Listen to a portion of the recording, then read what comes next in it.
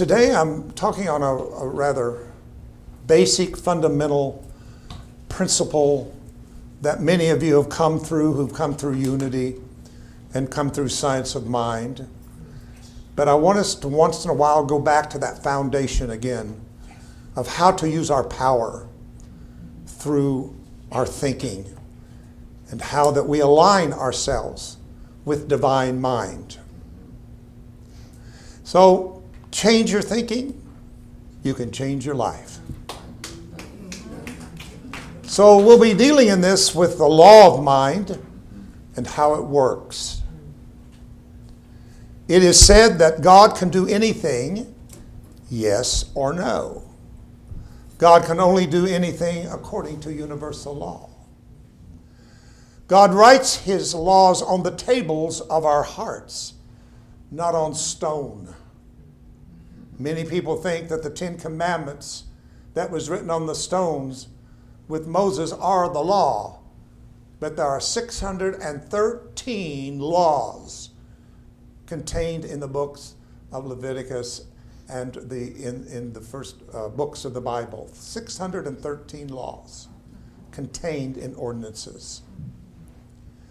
God operates only according to universal law. When the ego mind said to Jesus, "If you be the Son of God, turn the stone into bread." I remember that. That's a little Bible lesson. That the enemy, the adversary, what we call the ego of our own mind, began to challenge him to do something that was outside of universal spiritual law. Jesus, being and representing the enlightened human that we are becoming, we're still becoming that. Even we who are teachers, for a better word, are facilitators of high knowledge, doesn't mean we have entered our enlightenment either. We're all walking this one out together. I want you to know that. I don't put myself up here as the enlightened one and you're not. We are working this out together. I like that idea. We've been taught that anything we pray, anything that we ask, that God can do it. But we're finding out that God is mind. God is spirit mind. And therefore we have to work with that spirit mind, with our mind, to align the two, so that then we can create an atmosphere for what already exists in the realm of spirit to manifest itself. There's nothing new to ask for that we don't have. That's an important point. Prayer cannot be based upon lack. If we say we are sick or we're not well, the human part of our mind says, therefore, we lack wellness. And he, as a healed person, that is not true. We're always whole. We're always well because we were created that way. Creator cannot create anything less than what it is. If it was able, which is impossible, to create something greater than, it would not be love, it'd be admiration. If it could create anything lesser, it would not be love, it'd be pity. So therefore, it had to create that which was equal to itself. And that's why we repeat the mantra over and over and over again. And you can join me if you want.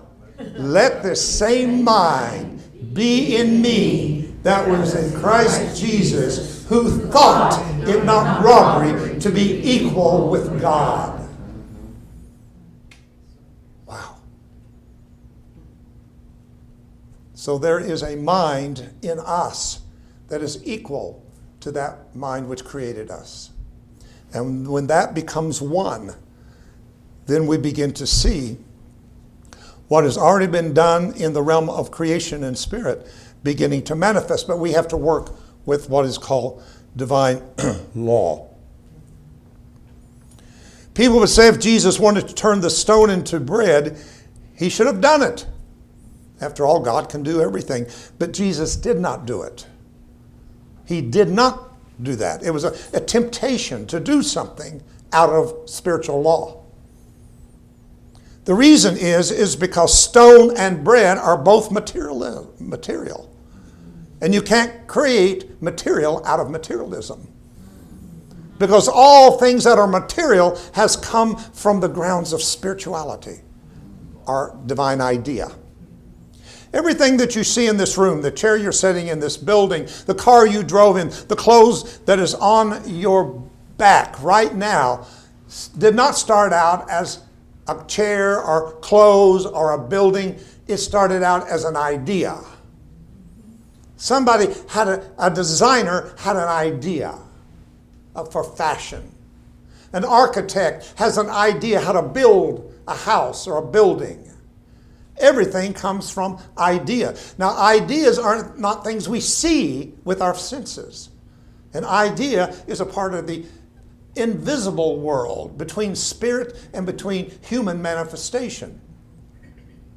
Now, that's what visualization's about. And that's why we stopped calling what Greg did today meditation. That was at 10:30. If you want to come to meditation, you come here at 10:30. And we do meditation.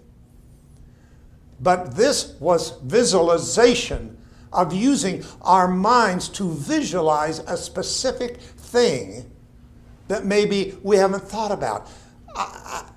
I'm sure I can say that no one thought about the things that was said today in the visualization. But now you have. Now you have a new way of thinking. If you go out of here and you see someone that's on the street or someone that looks ragged or whatever, maybe from this visualization you could have a different thought. And maybe the first thought is, this is a child of God just like me. No matter what the outer condition is, I am not separate from the spirit essence of that being. And that's what it means in the Bible. It says, and God only has one begotten Son. You see, they cast that sonship upon a body, because that's what the ego does. The ego uses the body because that's the thing that separates us the most. There are not any two bodies here alike. In these bodies, we've got gender difference, we've got race difference, we got size difference, we got all kinds of age difference. Everything that is different in this room is attached to the body identity.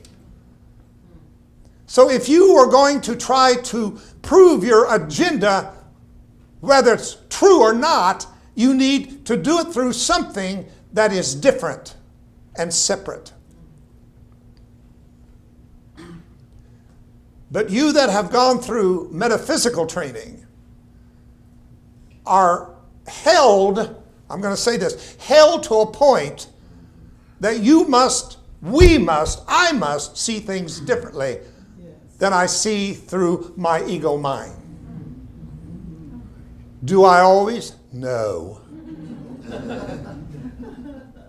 But if you've begun to be aware of when you're not, you're on your way. The first step toward enlightenment and awakenment is awareness.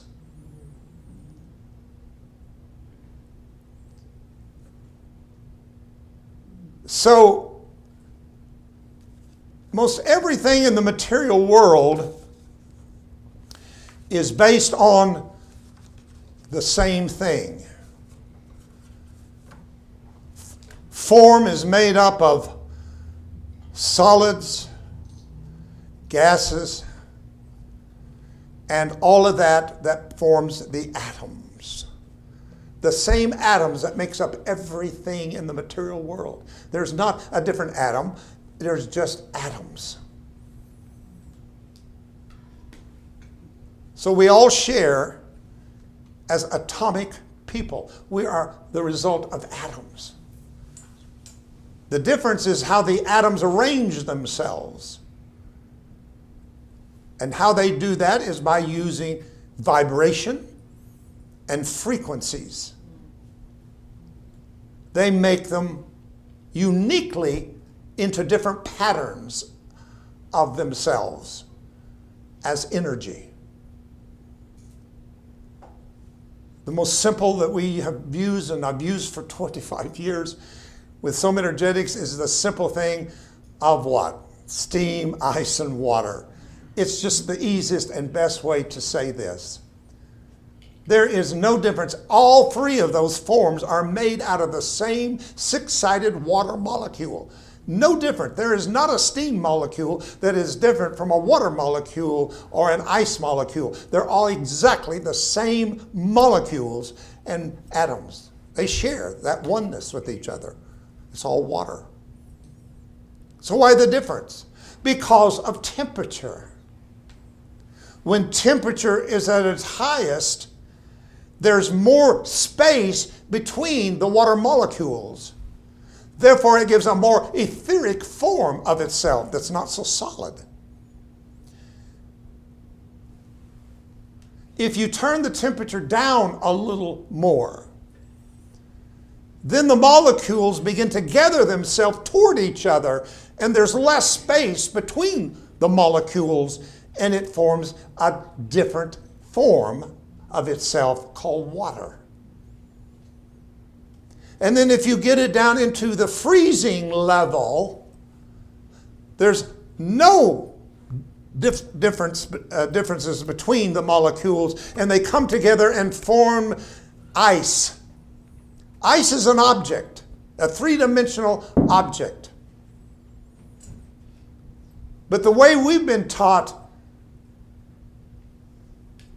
steam could say to water, I'm glad I'm not you. I'm much more ethereal. I've got much more. Now see, this is spirit, mind, and body. Mm-hmm. Spirit says to the soul, I'm glad I'm not you. And then the water looks down to the ice and said, I'm sure not you. But they're all the same thing. Now this is called, in metaphysics, spiritual ground. Spiritual ground. So let's use spirit in the way of spiritual ground. I will use this garden out here, which is a little sad right now, but I'll use it anyway. That's just ground. It's made of all the ground of the earth. That's our little plot of ground out there that we have to work with to do that. Now, the ground doesn't know anything. It doesn't know a plant from a different plant at all. It doesn't know a tomato from a potato, from radishes or whatever else. But it is a ground for receiving a seed. Are you with me? Until that ground is seeded, it'll just be ground. In fact, it'll be maybe dry ground, hard ground. So the first thing you have to do with the ground is cultivate it. You got to cultivate it. You got to till it. You got to work it. Right? You got to prepare it to receive the seed. And these are the different practices that we do here. All these things that we're doing is preparing for whatever spirit wants to plant in our garden today to come up. But it's only going to come up based upon the divine law that makes a tomato different from a carrot. In other words, each seed holds its own DNA. And that DNA will stay in that seed until certain things are done to prepare for it to manifest itself as the vegetable or the fruit that it's going to become. So if you're doing a lot of praying for something and you really want to see something in your life manifest, you want to see more finance, you want to see a new partner in life, a new job, whatever it is, and it's not happening. It's not that it's being withheld from you, it's that you're not working with spirit law. With spirit law. And this is where thought comes in so importantly, because the law mental law has to be given through thought. No. So the garden out there doesn't know, and spirit doesn't know. Spirit just is. That's what we say here. God just is. Now, what spirit is and what it becomes is by how we use mental law with universal law, with spiritual law. So this is what I'm trying to give us today, is we have to keep moving away from praying for miracles and supernatural things that we think is going to happen without law. Work with law and law will work with you. So Jesus knew that stone and bread come from the very same thing, and therefore there was no reason to try to change something that's material into something else that's material. But he came back to the ground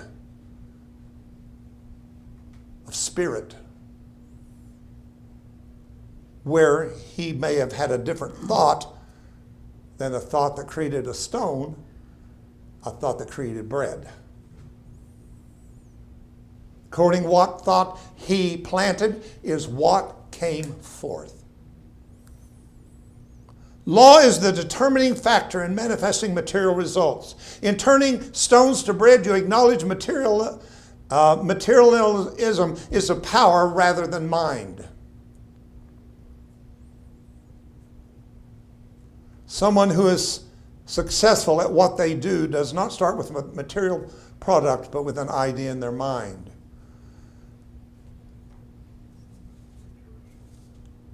So let's talk about these different laws. Now,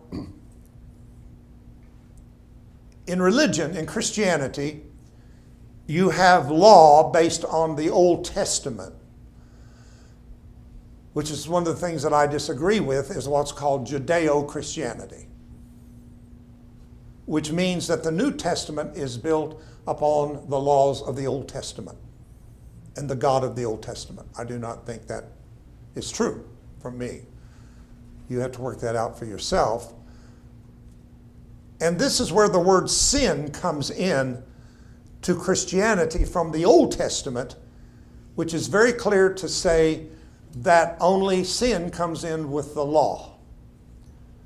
It was the breaking of the law of the Old Testament that caused one to sin. Yeshua, Jesus, came along and said, I'm taking away the sin of the world. So there was no sin after Christ came in to manifestation. But religion, still holding on to the idea of sin, said we will create our own doctrine of sin. And that's the sin that you hear about coming from Christianity, is what has been formed and made by man itself. I do not believe in the doctrine of original sin. That is something, if you will study it, is a doctrine that was presented in the early Catholic Church by a certain influencer of the church at that time, who decided to put together this doctrine of original sin. And to prove it, they used the fall of Adam. Adam fell, therefore man fell into a sin state. Now, what I'm saying goes into some heavy, deep stuff. It's more like a lesson to learn than a message, but I'm trying to plant some seed here to tell you that we must understand law. So, when we move into the New Testament, even though we are not under the law of sin, we are now able to use the law of spirit and life. Romans 8 tells us, the law of the Spirit of life hath made me free from the law of sin and death. So we are not without law, we're just with spiritual law rather than the law based upon our perception or dogmas, which has become more based on our moralistic teaching. Now this is touchy because I'm not trying to condone some of the things that human beings do. I know human beings, even though I do not believe human beings can sin, I believe human beings can make a mistake. And when you make a mistake, there's a consequence. That's law.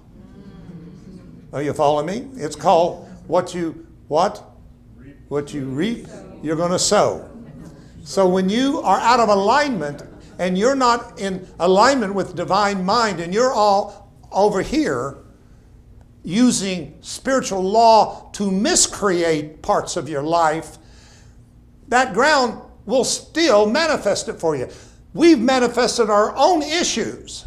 This is the message that's so hard for grown-ups spiritually, is to take responsibility that I'm not the victim, but I myself has created my own issues that I deal with in life. Right. Because the law received what I have given it and produced it.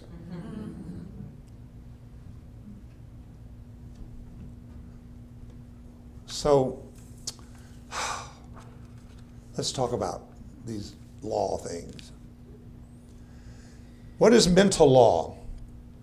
Mental law refers to the principles governing thought and how it manifests in our lives. According to something like science of mind, philosophy, our thoughts are creative forces that shape our reality. When we think, we're engaging with mental law, which responds to our dominant thoughts, beliefs, and mental powers. I want you to get that word dominant. It doesn't mean a thought just running through your mind is going to manifest itself. But when that becomes a dominant thought in your thinking, then it begins to form itself as a pattern or a seed. And that seed falls into that ground. And the ground says, I don't know if that's good or bad, but that's what you want, and I'll give it to you because that's law.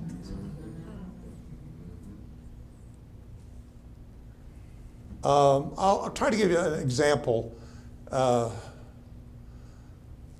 Look at what runs through your family. Say you have a family that has a lot of diabetes in it, or cancer, or some kind of issue. And the thought is in your mind because my grandma had it, my mom had it, my brother ended up with it, I am too, most likely. That's mental seeding. If you believe that long enough and say it long enough, the ground of spirit will receive it, and it shall bring forth your seed. But you see, when we try to say things here like, I'm created whole in this moment, I'm not sick and I'm not well, the ego in you will do everything in the world to accuse you of lying. Because if the five senses can't see it, it doesn't believe it. And that's where the first power of faith comes in. I'm not talking about religious blind believing. I'm talking about innate faith that is able to look past the veil of illusion and to see the essence of the truth of God as divine mind and spirit law.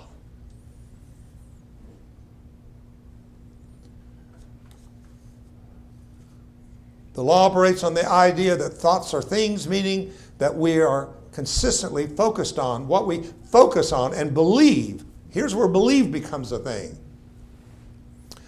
Believe amplifies what's going to become the seed that you're going to plant. Universal law encompasses the fundamental principles that govern the operation of the entire universe, such as gravity. Gravity's holding you in that chair whether you believe in it or not. You can go start some new church out there of the anti-gravity church. I don't believe in gravity. And it's going to hold them down in that chair whether they believe in it or not. These are universal laws that affect us every day. They are examples of law of attraction, law of vibration, law of cause and effect. These are the basic laws that holds the universe together, that holds the planet together, that holds your body together. Spiritual law pertains to the principle that govern the spiritual aspect of existence. These laws are rooted in the nature of the divine and inherent spiritual nature of all beings. Spiritual law includes concepts such as the law of unity, the law of love, the law of oneness.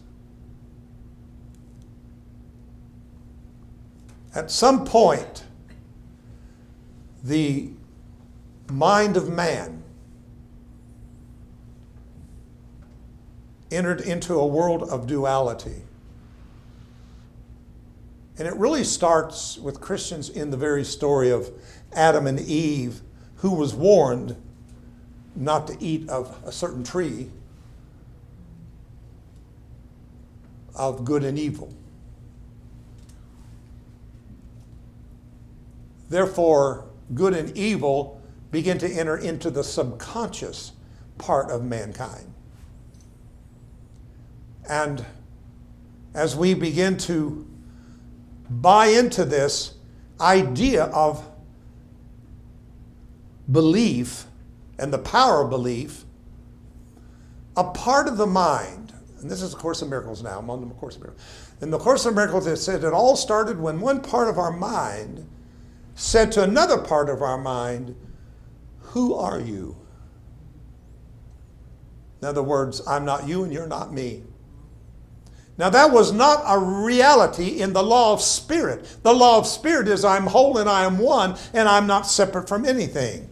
But when that seed or concept of mental law entered into the mind that I'm not you and you're not me, and we bought into a belief in separation, not an actual separation, but a belief in separation. Upon that we built an entire thinking system, which we call ego. The Bible calls it carnal thinking or carnal mind, or the devil. Yeah, that's where the devil comes from. The devil is nothing but a projected entity that has been projected out from a mind that bought into the belief in separation.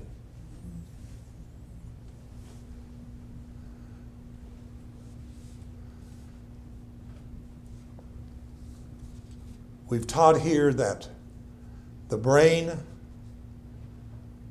is in the mind. The mind is everywhere. Just as a fish is swimming through the water and does not know it's in the water because all it sees is the difference between the coral reefs and other fish and stones and whatever's in the bottom of the water, it just sees things are separate. But it doesn't see the thing that they're all in, which is the water.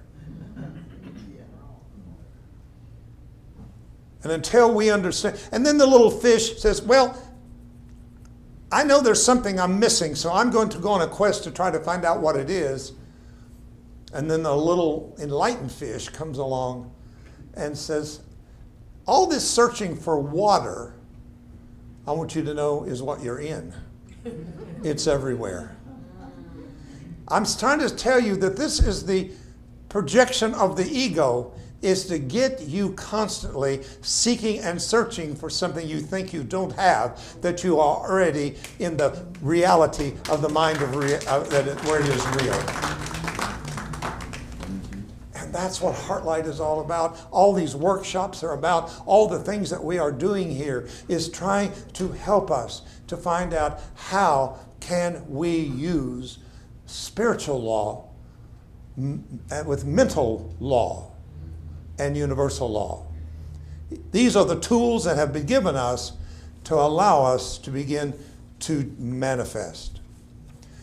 I'm going to close, but I unfortunately do not think sometimes we know what we want to manifest. When the worst things that I have said in the early parts of my years with my relationship with God is, oh God, I don't know what I want, but you know what I want.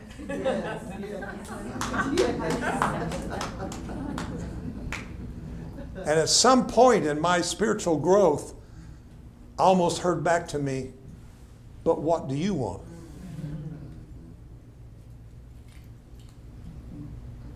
I went through that, and all of you did with your children. When they were just babies, you pretty much had to lay down the law. You had to set the guidelines. A little tough sometimes, tough love, you had to show it. They weren't developed enough to make a lot of decisions for themselves. Even in their early adolescence, they wanted to do things and you knew that was not right for them to do. They were not able to handle that. And you had to keep using the law to keep them in line. But there was a point in the growth as they moved toward their own adult level. And you had done all you could do to get them to that level. You begin to say, let's talk about what do you want to do with your life? Have you thought about what school you want to go to or what training or what job you want to do? And you're not telling them any longer because now you've got to reach into their ability to begin to tell you so you have something to work with. And I'm sorry, there are parents that has overstepped that. A dad who's a doctor who's determined his son will be a doctor. When that son came in with a different purpose and a different blueprint completely, is going to be a miserable doctor. And not a good one. And a lot of people have done that. We've tried to pass down to our children what we are because we wanted them to be what we lacked. We wanted them to be the better versions of ourselves. And therefore in that they lost themselves in the midst of it. And I think that's where we are in our growth in Christ, in spirit. We're at a place now where we're becoming more co-thinking. Co-creating, co-thinking. And that's when it's hard because that's when God steps back from holding your hand and says, you walk. I've put everything that I am in you. And it's time for that part of me in you as you to begin to come forth in you. And that's not an easy time because it's much better to be in a place in which you are totally dependent on God to take care of you, tell you everything, show you everything. I'll guarantee you could go to some churches right here in Charlotte or other places that they are doing some wonderful prayer stuff and they are healing and causing miracles to happen that you're not finding here at HeartLight. And I went there and I thought, why are we not having that? Because I keep thinking about my time in the 80s and how oil would drip off of my hands and people would come and get the oil and healings would happen. All kinds of stuff was going on. I loved those days. Oh my goodness, the power was so powerful. Prophesying, healing people, doing all kinds of things like that. And that began to change with me.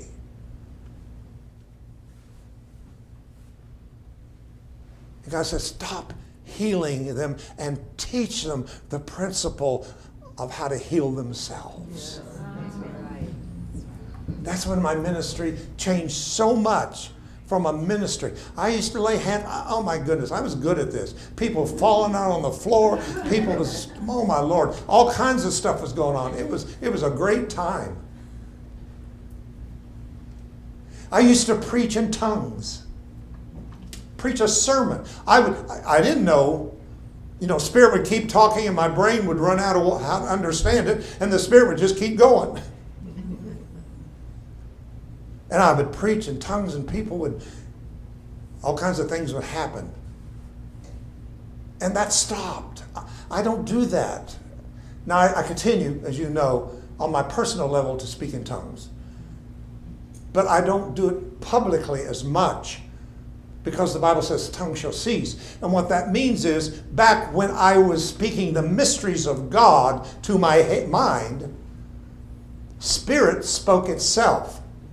But as I learned and grew in consciousness and in knowledge, some of those things I spoke in tongues became knowledgeable enough to speak and teach. So a lot of what I'm teaching you guys here once was a part of the mystery of my spirit. I hope that makes some sense to you.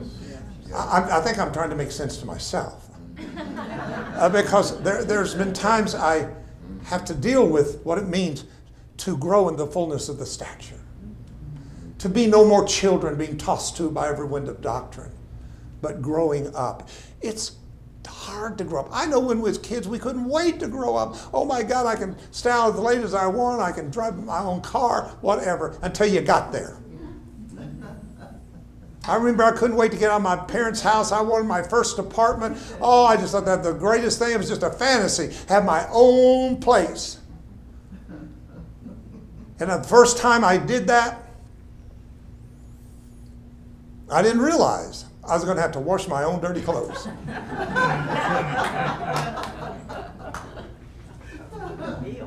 I was going to have to shop. I was going to have to try to learn to cook. I was going to feed myself. So I found myself visiting my parents with the dirty clothes about dinner time. And then it gets so late, I think, well, I might as well just go to my room and spend the night here. Because where much is given, much is required, it says. And there is a responsibility being given to this level of consciousness that represents HeartLight, in which we must become responsible of how to co-create our destiny and future that is before us. It is not laid out for you. I hear Spirit saying, what do you desire? For desire, it says, delight thyself in thy desires, and God shall give it. As a man thinketh, as a woman thinketh, so shall he, she be. So, there's some things that are bearing upon my heart concerning HeartLight and myself. And I don't know what it is. But I feel it's a time for a shift and some change in some areas. I don't know what it is. And I could spend all my time saying, well, God, just whatever you want for HeartLight. Give me a seed. I'm the ground. So let us work more with divine law, with human mental law, and let us bring forth fruit after its own kind. I hope this makes some sense to you. This is a big subject. I could teach on this for weeks in the classes. How many here hasn't gone through Science of Mind? Very good. It's a wonderful, wonderful teaching, no doubt about it. Unity also, but Science of Mind went a little more farther into the mental aspect of it, I think, than Unity did. But together, which I think they are together now, what I heard, that they are working more together, which I think is a good thing that's happened. So this is our foundation here. So I thought, why go any further until we come back on how can we work with divine law to bring forth a manifestation of what it is that we truly want to see happen at this time in HeartLight. Let's take a moment.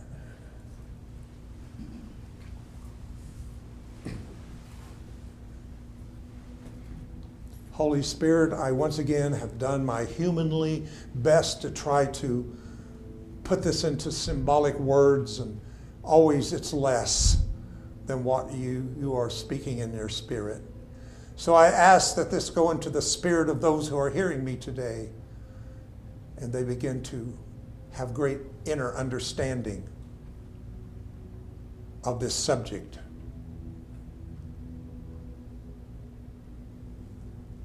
We look past the needs of this people. We look past the illnesses and diseases that are represented in the body of these people. And we go and connect to spiritual law that says we are whole. We are all that God is. So are we in this world.